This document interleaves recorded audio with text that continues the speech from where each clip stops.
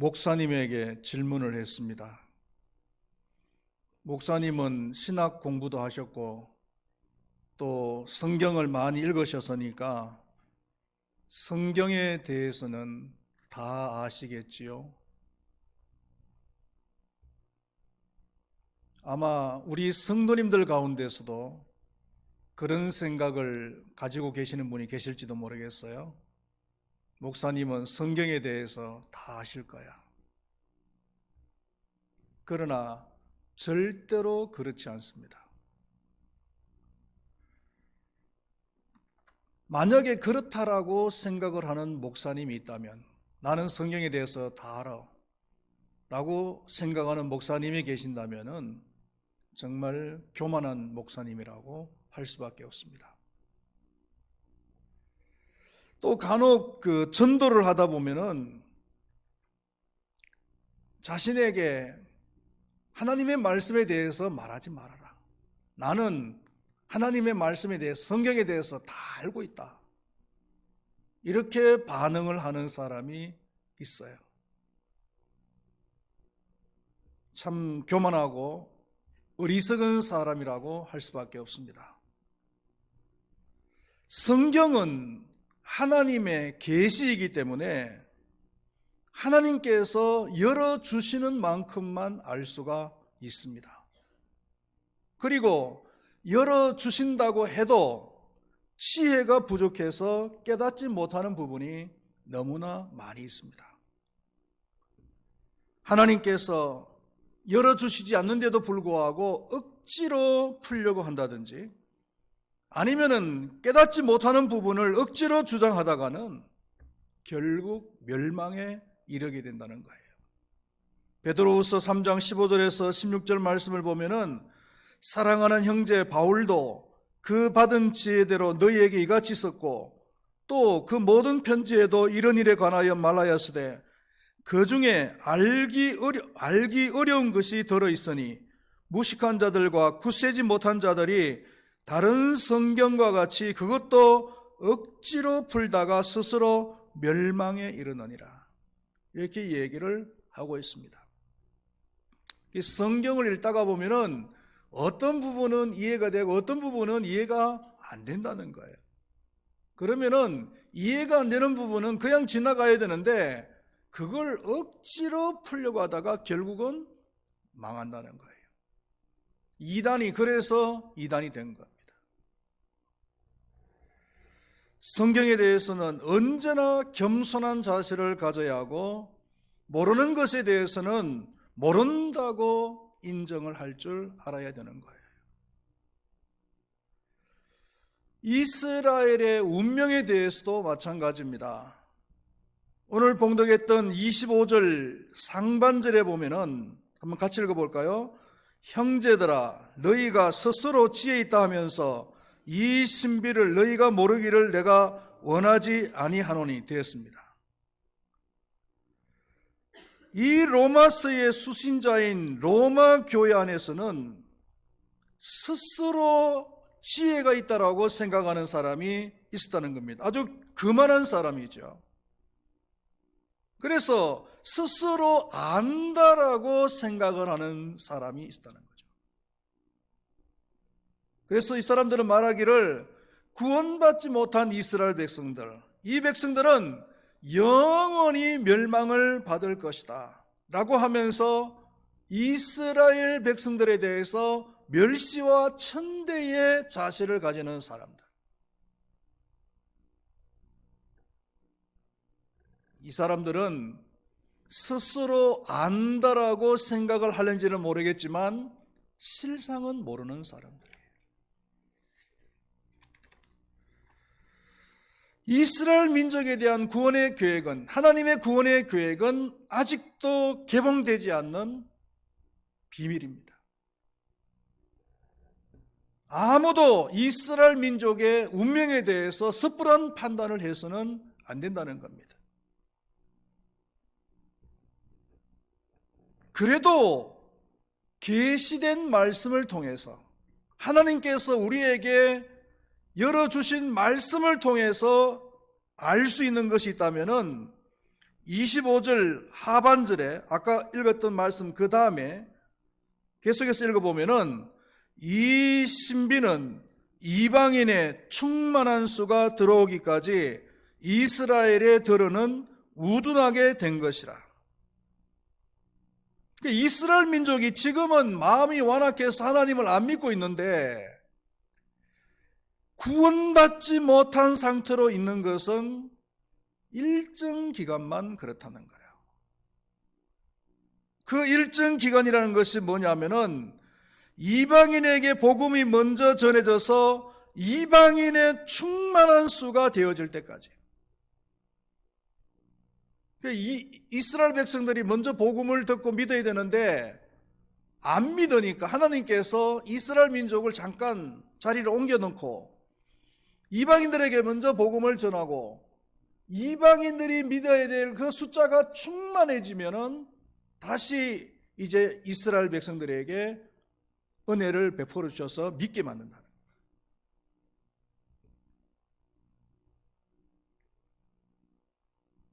여기서 알 수 있는 것은 하나님께서 이방인을 구원하시는데도 무한정 구원하시는 것이 아니다. 충만한 수, 즉 구원하시기로 작정된 일정한 수만 구원하신다는 것. 그 수가 몇 명이냐, 몇 프로냐, 그것은 아무도 모릅니다. 하나님의 신비이기 때문입니다. 그렇다면 우리가 알아야 될 것이 뭐냐면은 하나님을 믿을 수 있는 기회가 항상 있는 것이 아니다라는 거예요. 이방인의 수가 다 차버리면은 믿고 싶어도, 그때는 믿고 싶어도 믿을 수가 없다는 거예요. 하나님을 믿는 것도 시간을 다투는 문제다라는 거죠. 우리가 어릴 때 그 운동의 날에 하는 그 레크레이션 아이템 중에 한 가지가 그 바구니에 모래주머니를 담는 것이 있었어요. 이 바구니를 모래주머니로 터뜨리는 게임이 있었는가 하면은 또 바구니에다가 장대에 달려진 바구니에다가 모래주머니를 갖다가 던져서 담는 그런 게임도 있었어요. 그러니까 천군과 백군을 나눠가지고 일정한 시간에 그 바구니에다가 모래주머니를 갖다가 집중적으로 막 던지는 거죠. 던져가지고 일정 기간 안에 이제 누가 많이 넣느냐, 어느 팀이 많이 넣느냐에 따라서 승패가 좌우되어지는 그런 게임이에요. 굉장히 그 긴장감이 있는 게임이에요. 왜냐하면 시간도 정해졌고 그리고 몇 개가 들어갈는지 모르잖아요. 잘 안 보이니까. 그래서 일정 기간이 지나면은 바구니를 내려가지고 숫자를 헤아리는 겁니다. 그 긴장감. 그런데 어떤 경우에는 그 바구니에 모래주머니가 다 차버리는 경우도 있어요. 다 차가지고 더 이상 모래주머니를 바구니에 넣을 수 없는 그런 경우도 발생을 한단 말이에요.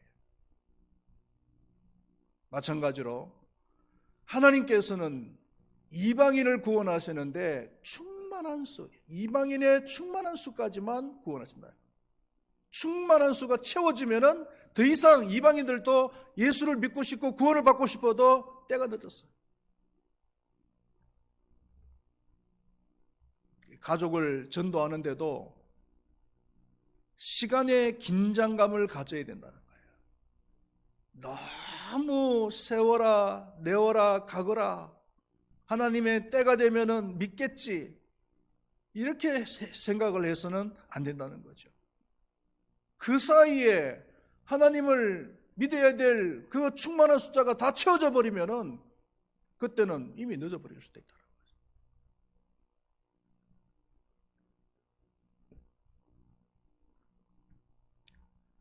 세 번째로 생각할 것은 그때가 되면은 온 이스라엘이 구원을 받는다고 했습니다. 26절 말씀해 보니까 그리하여 온 이스라엘이 구원을 받으리라. 이방인 중에서 구원받을 자들이 다 받고 나면은 완악한 마음을 가졌던 이스라엘 백성들이 돌아와서 예수를 믿고 구원을 받게 된다. 그래서 어떤 학자들은 복음이 땅끝까지 증거되어져야 예수님께서 이 세상에 오신다고 말씀하셨잖아요. 마태복음 24장 14절 말씀에 보면은 천국 복음이 온 세상에 전파되어야 하리니 그제야 끝이 오리라고 했는데, 온 세상 땅끝, 이 땅끝이 어디냐라고 했을 때 많은 학자들이 여기다 저기다 얘기하는데, 어떤 학자들은 이스라엘이 땅끝이다. 이방인들에게 먼저 복음이 다 전거되어지고, 그리고 마지막으로 이스라엘 백성들에게 복음이 전거되어지면 예수님께서 오신다는 거죠. 그러니까 땅끝은 바로 이스라엘 백성이다, 이렇게 주장을 하는 학자들 있다는 거죠. 상당히 수긍이 가는 거예요. 그래서 한때는 back to the 예루살렘으로 복음을 다시 전하자라고 하는 운동이 일어나면서 많은 사람들이, 많은 선교사들이 예루살렘으로 가서 복음을 전했던 그런 얘기가 있습니다. 그런데 여기서 궁금한 것이 뭐냐면은 온 이스라엘이라고 했을 때에 그 의미가 뭐냐라는 거예요. 이스라엘 백성 전체를 말하는 것인가? 그 이스라엘 백성들은 이스라엘 백성이라고 하는 그것 때문에 그냥 저절로 예수를 믿고 구원을 받게 되는 것인가? 아니면은 개인적인 차원을 말하는 것인가? 여기에 대한 답도 모른다예요. 그러나 몇 가지 학자들의 견해를 들어보면요, 첫 번째로는 여기서 말하는 온 이스라엘은 영적 이스라엘이다, 이렇게 주장을 하는 학자들이 있어요. 신약에 오면은, 구약에서는 육적 이스라엘만 이야기하는 것이지만 신약에 와서는 영적 이스라엘을 많이 얘기한다는 거예요. 그래서 유대인이나 헬라인, 한국인이나 미국인 할 것 없이 모든 믿는 자들을 총칭하는 것, 즉 영적 이스라엘을 말하는 것이다, 이렇게 얘기합니다. 우리 예수 믿는 사람들은 이 영적이라고 하는 말이 들어가면은 일단 점수를 후하게 주려고 하는 경향이 있어요. 그러나 이것을 받아들일 수 없는 이유는 있습니다. 왜냐하면은 그동안에 계속 이스라엘이라고 했을 때, 로마서 9장 이후로 이스라엘이라고 했을 때는 육적 이스라엘을 이야기했거든요. 그런데 느닷없이 11장에 이곳에 와서 영적 이스라엘이다, 이렇게 해석을 하는 것은 분명히 문제가 있기 때문에 영적 이스라엘이라고 하는 설은 받아들일 수가 없습니다. 또 한 가지는 이스라엘의 전 민족을 말하는 것이다. 그때가 되면 이스라엘의 전 민족이 구원을 받을 것이다 라고 주장하는 사람들이 있어요. 28절 말씀에 보면은 복음으로 하면은 그들이 너희로 말미암아 원수된 자요, 택하심으로 하면은 조상들로 말미암아 사랑을 입은 자라. 지금은 복음과 원수가 되어 있지만은 그 조상들 때문에 사랑을 입은 자란 말이에요. 지금은 비록 하나님과 원수가 되어 있는 그런 관계에 있지만은 그럼에도 불구하고 하나님께서는 변함없이 이스라엘 백성들을 사랑하신다. 그 근거로 29절 말씀에 보면은요, 29절 말씀 읽어보겠습니다. 하나님의 은사와 부르심에는 후회하심이 없느니라. 하나님께서는 한 번 부르시면은 절대로 후회하지 않으신다. 그러니까 하나님께서 과거에 이스라엘 백성들을 한번 불렀으니까 이스라엘 백성들에게 대해서는 절대로 후회하심이 없다는 거예요. 변치 않으신다는 거예요.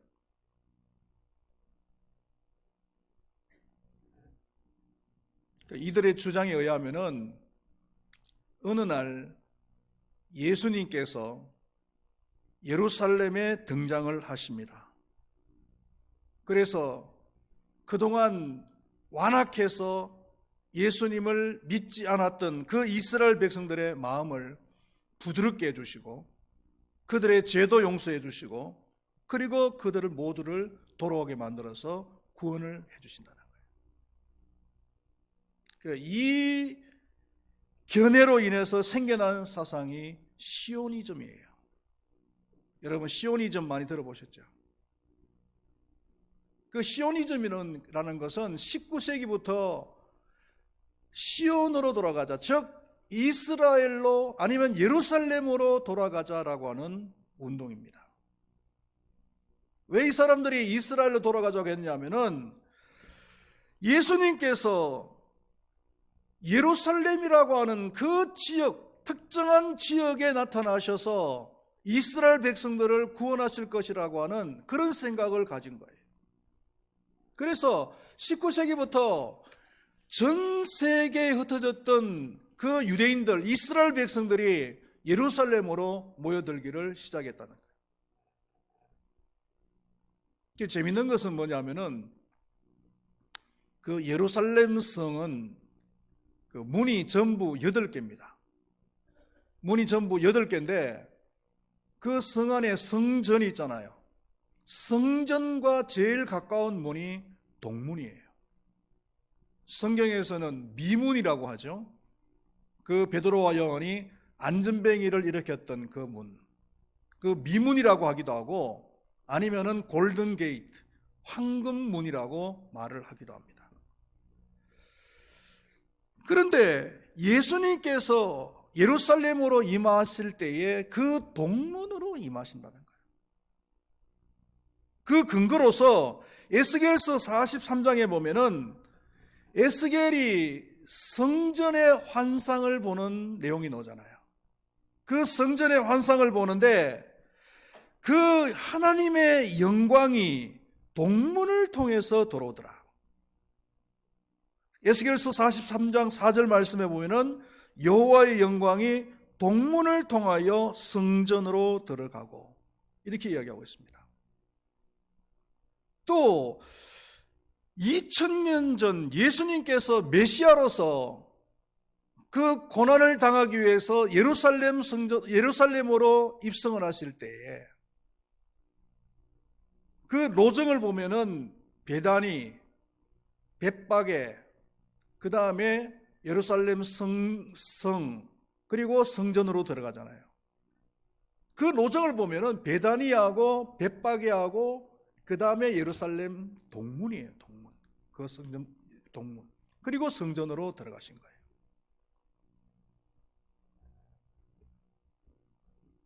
그 유대인들은 이 사실을 믿었는데 무슬림 사람들도 이 사실을 믿었어요.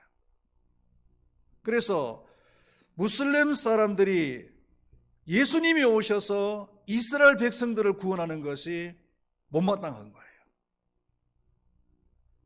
그래서 무슬림 사람들이 한때 그 예루살렘을 완전히 점령을 했었잖아요. 예루살렘을 점령을 했을 때 예수님께서 그 동문으로 못 들어오게 하시기 위해서 동문을 갖다가 막아버렸어요. 폐쇄를 시켜버렸어요. 지금까지. 지금도 그 예루살렘 성 8개 중에서 동문은 폐쇄되어져 있습니다.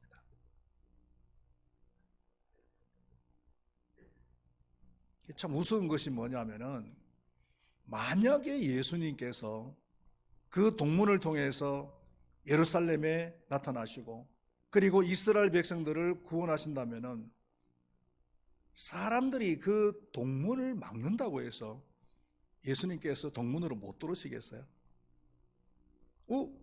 예수님께서 오시다가 동문이 어디지? 헷갈리네? 이러시겠어요? 아니면은 동문이 막혔네, 돌아가야지, 이러시겠어요? 사람이 콘크리트로 막아놨다 할지라도 전능하신 그 예수님께서 한 대만 탁 치면은 문이 쫙 열릴 거 아니겠어요? 그런데 그걸 막아보겠다고 그 문을 갖다가 막고 그리고 1000년이 지난 동안 아직까지도 그 문을 갖다가 폐쇄시켜놨다는 거예요.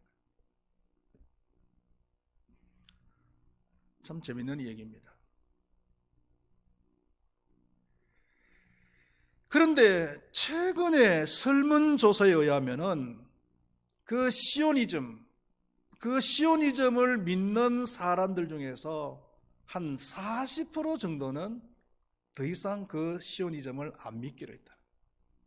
예수님이 예루살렘에 나타나셔서 이스라엘 백성들을 구원하신다라고 하는 그 사상을 안 믿기로 했다는 거예요.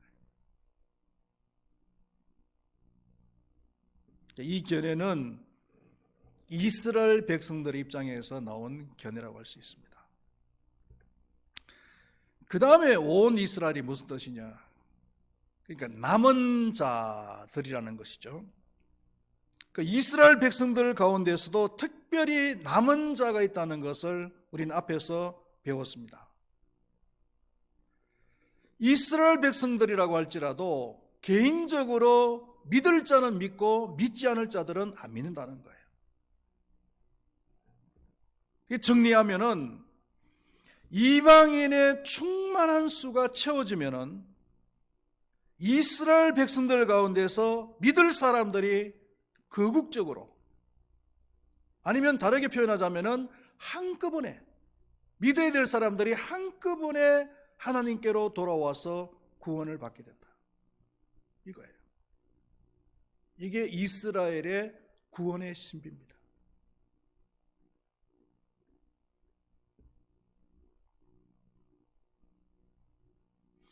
사람이 마음으로 믿어 의에 이르고 입으로 시인하여 구원에 이르느니라. 로마서 10장 10절 말씀이나 누구든지 주의 이름을 부르는 자는 구원을 받으리라 라고 하는 로마서 10장 13절 말씀은 이스라엘 백성이나 이방인들에게 동일하게 적용이 되어져요.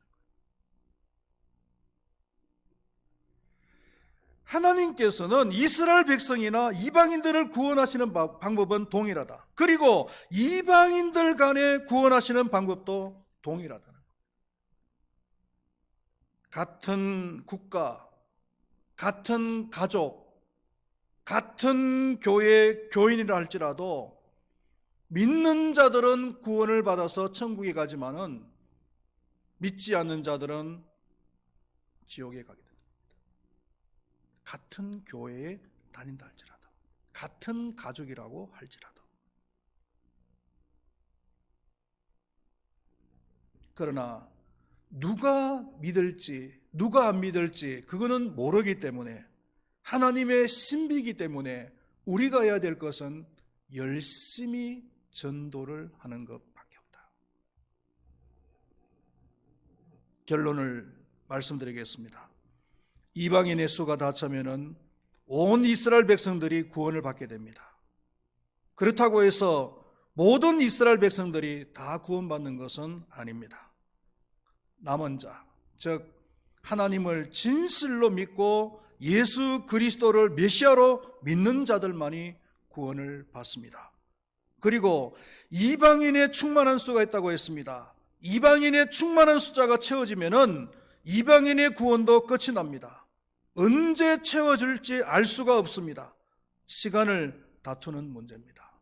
세워라, 내워라, 하나님의 때가 되면 믿겠지 라고 언제까지나 미룰 수는 없다는 것입니다. 이번 주간은 고난 주간입니다. 복음과 함께 고난을 받으시기를 바라겠습니다. 가족들에게, 아니면 가까운 친지들에게, 아닌 주변 사람들에게 복음을 전하시기를 바랍니다. 복음을 전하시다가 받는 그 고난이야말로 진정한 고난이요 주님께서 기뻐하시는 고난일 줄로 믿습니다. 기도하겠습니다. 하나님 아버지, 이방인의 수가 다 채워지면 이스라엘 백성들이 한꺼번에 하나님께로 돌아오게 된다라고 말씀하고 있습니다. 그러나 그 한꺼번이 모든 이스라엘 백성들을 얘기하는 것이 아니라 그 중에서도 하나님을 믿고 예수님을 진실로 믿는 자들인 줄로 믿습니다. 이방인들의 그 구원도 무한정 구원을 받는 것이 아니라 이방인들도 충만한 숫자가 있다고 했습니다. 그 충만한 숫자가 채워지면은 이방인의 구원도 끝이 난다라고 말씀하고 있습니다. 언제 채워질는지 우리는 알 수가 없습니다. 시간을 다투는 문제입니다. 하나님, 이번 주간은 고난 주간입니다. 우리는 복음과 함께 고난을 받아야 될 줄로 믿습니다. 내 가족에게, 내 친척에게, 내 주변 사람들에게 복음을 전하다 보면 때로는 미움을 당하기도 하고 때로는 싫은 소리를 당하기도 합니다. 하나 그런 고난이야말로 하나님께서 원하시는 진정한 고난이고 하나님께서 기뻐하시는 고난이요 하늘나라에서 상급이 큰 줄로 믿습니다. 하나님, 이 고난을 기꺼이 수용할 수 있는 우리 큰바위교회 모든 성도님들이 되게 하여 주시옵소서. 예수님의 이름으로 기도드리옵나이다. 아멘.